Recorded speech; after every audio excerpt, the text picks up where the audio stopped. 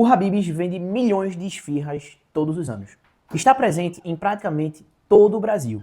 Faz parte da rotina de milhões de consumidores e se tornou uma das maiores redes de alimentação de todo o país. Então, como uma empresa desse tamanho chegou ao ponto de pedir proteção na justiça contra cobranças de mais de 312 milhões de reais? A resposta revela uma das maiores lições do mundo dos negócios. Faturar muito não significa necessariamente estar saudável financeiramente. E essa não é uma história que interessa apenas a grandes empresários. Ela ensina algo extremamente valioso para qualquer pessoa que tenha um negócio e que queira empreender ou até que administre o próprio orçamento. O grupo Gênios Brasil, controlador do Habib's e do Ragazzo, conseguiu na justiça uma medida cautelar que suspende por 60 dias a cobrança de aproximadamente 312 milhões em dívidas. O objetivo é negociar com os credores e buscar uma solução antes que seja necessário recorrer a uma recuperação judicial. É importante fazer uma distinção. Muita gente lê uma manchete como essa e conclui imediatamente que a empresa quebrou. Mas não é isso, calma. Essa proteção ela serve justamente para dar fôlego enquanto a empresa se reorganiza suas finanças e tenta reconstruir um acordo com quem tem valores a receber. É uma medida de prevenção, não uma sentença de encerramento das atividades. Mas a pergunta ela continua. Como uma empresa tão conhecida como Habib's chegou a esse ponto? O modelo de negócios do Habib's sempre foi baseado em algo muito eficiente. Vender muito, cobrar pouco e ganhar ali na escala. Quanto mais clientes entram na loja, maior o faturamento. Só que existe um detalhe importante. Quando sua margem de lucro por produto ela é pequena, qualquer aumento de custo pesa muito mais na conta final. Então imagine basicamente uma esfirra que gera poucos reais de lucro.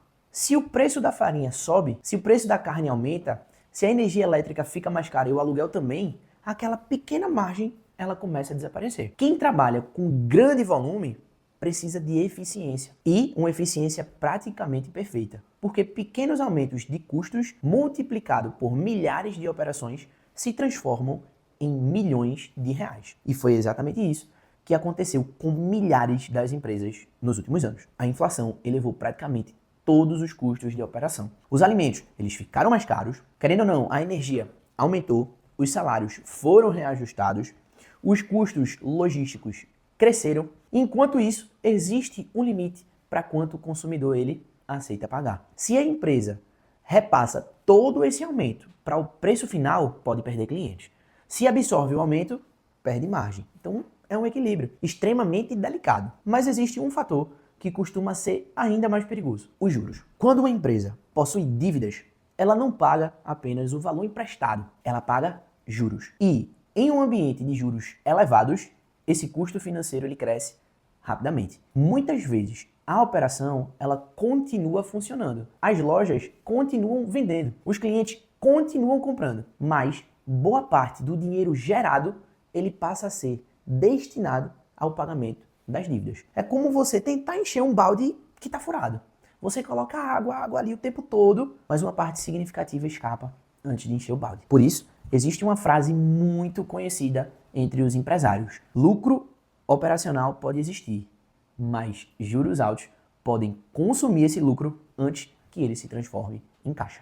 E existe outro capítulo dessa história que ainda não terminou: a pandemia. Embora já tenha passado, muitas empresas elas continuam pagando a conta daquele período. Durante meses, diversos negócios precisaram recorrer a empréstimos para sobreviver. Renegociaram contratos, adiaram pagamentos, assumiram novas dívidas. Quando a economia ela voltou ao normal, aí a receita reapareceu, mas as parcelas dos financiamentos também. Em muitos casos, o problema atual não é a falta de clientes, é o peso acumulado das decisões tomadas para sobreviver durante uma crise sem precedentes. Um outro ponto que merece atenção é o crescimento do delivery. À primeira vista, vender mais parece sempre positivo. Só que nem toda venda gera o mesmo lucro. Quando uma refeição é vendida por aplicativos, entram em cena taxas, comissões, promoções, descontos. O faturamento de fato aumenta, mas a margem tende a diminuir. E esse é um erro muito comum na análise de empresas. Olhar apenas para o volume de vendas. Nem toda venda vai gerar riqueza. Às vezes, ela apenas aumenta o trabalho. Existe ainda um custo que muita gente termina esquecendo quando vê uma grande rede espalhada pelo país. Manter lojas abertas custa caro. Aluguel, condomínio, energia, equipe, manutenção, impostos que a gente tem que colocar nessa conta. E essas despesas continuam chegando todos os meses, por serem despesas recorrentes, independente ali da quantidade de clientes que entrou pela porta. Então, quando o movimento cai, os custos eles permanecem praticamente iguais. E isso pressiona ainda mais o caixa. Talvez a maior lição de toda essa história seja justamente essa. Uma empresa, ela pode vender pra caramba, pode vender muito, pode ser conhecida até mesmo nacionalmente, ter milhares de funcionários, ter milhões de clientes e ainda assim enfrentar dificuldades financeiras. Porque o que mantém um negócio vivo não é apenas o faturamento, não. É a combinação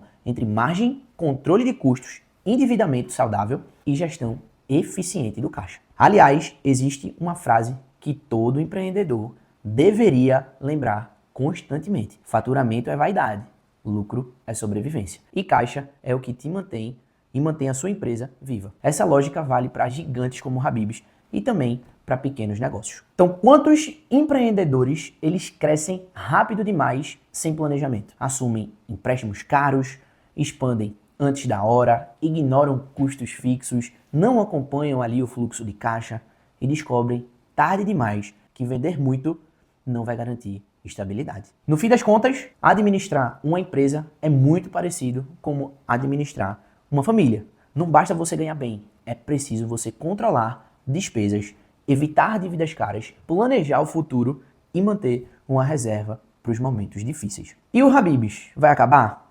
Hoje, ninguém pode afirmar isso. O objetivo da medida judicial é justamente criar espaço para negociar as dívidas e reorganizar a empresa. Existem diversos caminhos que são possíveis: renegociação com os credores, venda de alguns ativos, reestruturação operacional, entrada de novos investidores, redução de custos. Grandes empresas normalmente possuem mais alternativas antes de chegar ao encerramento das suas atividades. O desfecho dessa história ainda será construído, mas a principal lição já está muito, mas muito clara. Uma empresa, ela não quebra da noite para o dia. Essa empresa, ela costuma acumular problemas financeiros ao longo do tempo, até que chega um momento em que reorganizar as contas deixa de ser uma opção e passa a se tornar uma necessidade. E se você gosta de entender as grandes notícias da economia sem complicação e descobrir como elas podem impactar a sua vida financeira, já aproveita para se inscrever aqui no canal,